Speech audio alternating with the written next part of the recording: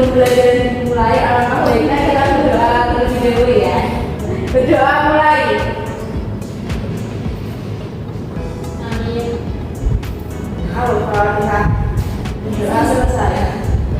Terima kasih Pak Bulan. Untuk hari ini ada yang nggak masuk nggak? Siapa yang nggak masuk? Kenapa kok nggak masuk Mas Rehen?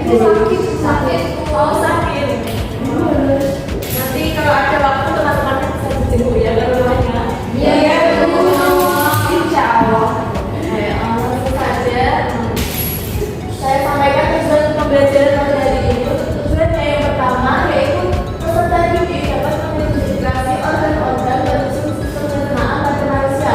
Terus yang kedua, peserta didik dapat menjelaskan fungsi masing-masing organ dan sistem pencernaan pada manusia. Terus untuk yang terakhir yaitu peserta didik dapat menganalisis proses pencernaan makanan secara mekanik dan juga kimiawi. Sebelumnya saya mau tanya dulu, tadi kalian tadi pagi sebelum berangkat sudah pada sarapan belum? Belum. Kenapa kok? Belum semua? Sarapan semua? Bu kesiangan udah mulai Bu. Iya puasa kan. Puasa kan jadi itu apa? Sahur ya. Sistem pencernaan yaitu proses mengubah makanan dari ukuran besar menjadi ukuran yang lebih kecil dan halus, serta memecah molekul makanan yang kompleks menjadi molekul sederhana dengan menggunakan enzim dan organ-organ pencernaan. Selanjutnya yaitu struktur organ pencernaan. Ada yang bisa menyebutkan nggak dari struktur-struktur tersebut? Tuh, nomor 5, Mbak Ulan apa? Tahu nggak? Nomor 5 itu organ apa? Usus besar. Ya, bagus. Terus yang nomor 3, Mbak Mirna, organ apa? Ya. Terus untuk nomor 2, Mbak Ayah, itu apa? Ya, pinter ya. Kalian pasti sudah belajar semua ya tadi malam. Ya, nah ini ya. Nah, jadi proses pencernaan makanan itu dimulai dari mulut. Nanti di dalam mulut itu terjadi proses pencernaan kimiawi dan juga mekanik. Terus selanjutnya masuk ke kerongkongan. Nah, dalam kerongkongan itu tidak terjadi proses apa-apa, melainkan hanya sebagai tempat perantara antara mulut ke lambung. Terus yang selanjutnya yaitu makanan masuk ke lambung. Nah, di dalam lambung juga terjadi dua proses pencernaan yaitu mekanik dan juga kimiawi. Terus setelah dari lambung nanti makanan akan masuk ke usus halus. Setelah ke usus halus nanti makanan masuk ke usus besar. Nah, di dalam usus besar itu terdapat banyak sekali bakteri E. coli yang mana itu dapat membunuh bakteri-bakteri dari makanan sehingga nanti tidak diserap oleh tubuh kita. Terus yang terakhir nanti makanan akan merektum dan keluar ke anus. Nah, ini ada kaitannya dengan Al-Quran. Bisa minta tolong dibaca? Siapa yang mau baca? Mbak Eka ya? Yang artinya aja nggak apa-apa. Artinya dari surat Al-Baqarah ayat 172, wahai orang-orang yang beriman, makanlah dari rezeki yang baik dan telah kami berikan padamu, dan bersyukurlah kepada Allah jika kamu hanya kepadanya beriman. Iya, nah bisa menjelaskan nggak Mbak Eka? Untuk orang yang beriman itu diberi peringatan untuk tetap makan dari rezeki yang baik, otomatis dari rezeki yang halal, karena rezeki yang baik itu telah diberikan kepada kita dari Allah, dan kita juga sebagai manusia disuruh untuk bersyukur kepada Allah karena kita sebagai manusia hanya menganggap kepadanya. Ya, tepuk tangan buat Mbak Eka. Terima kasih ya Mbak Eka. Nah, jadi benar untuk Quran surat Al-Baqarah itu menjelaskan perintah Allah pada orang-orang yang beriman untuk mengonsumsi makanan yang halal dan baik, serta bersyukur atas rezeki yang telah diberikan. Nah, dalam kaitannya ke sistem pencernaan, yaitu ayat ini mengandung pesan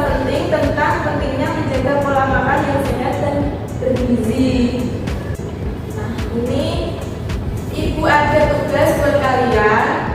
Nanti bisa dikerjakan ya, ini ada studi kasus. Nanti kalian bisa menganalisis kasus dari yang saya bagikan nanti ya. Tolong membentuk 2 kelompok ya.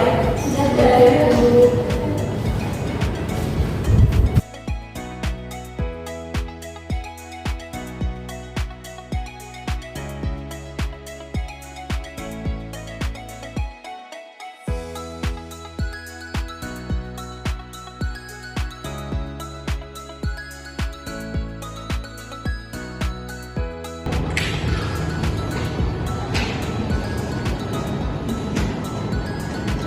Ada yang mau ditanyakan nggak? Nggak Bu. Jadi waktunya sudah 5 menit ya. Ayo silakan kelompok siapa dulu yang mau maju? Saya Bu. Ya, silakan Mbak Dima. Jadi kelompok berapa? Dari kelompok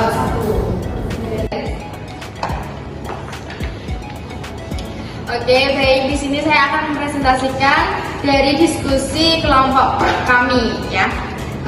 Jadi diskusi tadi ini ada judulnya itu adalah penularan hepatitis A melalui sistem pencernaan. Terus anggota kelompok saya itu ada Mbak Nilna, Mbak Yunica, Mbak Wulan, dan Mbak Anin dan Mbak Ya. Terus yang ketiga ada identifikasi masing-masing masalahnya, yaitu ada penularan hepatitis A akibat sanitasi buruk melalui jalur pencernaan. Analisis masalah. Terus kesimpulan dari simpulan pembahasan ini itu pentingnya menjaga kebersihan makanan, minuman, dan juga lingkungan untuk mencegah hepatitis A. Udah, itu aja. Sekian, terima kasih dari kelompok kami. Ya, beri aplaus ya untuk Mbak Dima.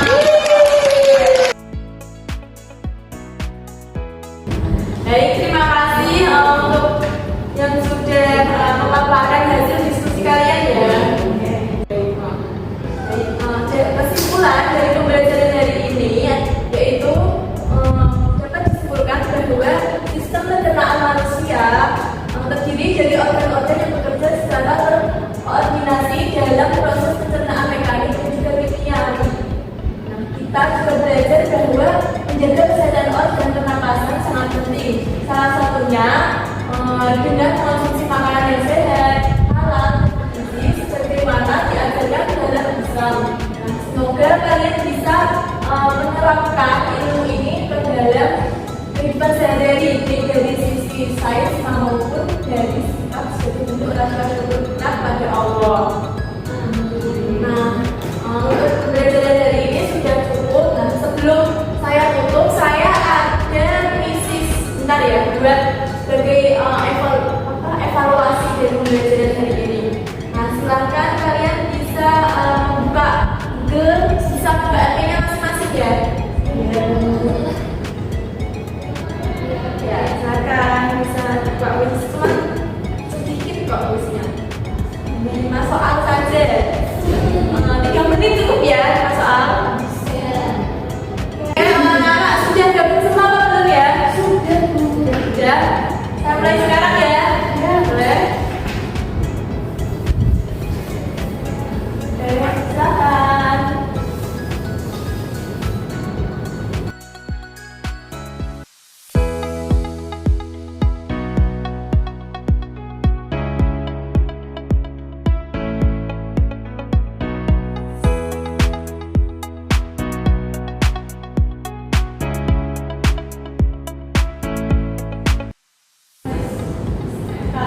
Oke, untuk pemenang kuis hari ini adalah Mbak Ani. Tepuk tangan. Oke, Ibu tutup ya untuk pembelajaran hari ini. Terima kasih sudah kalian semangat belajar. Iya, Bu. Ya, untuk tugas di rumah silahkan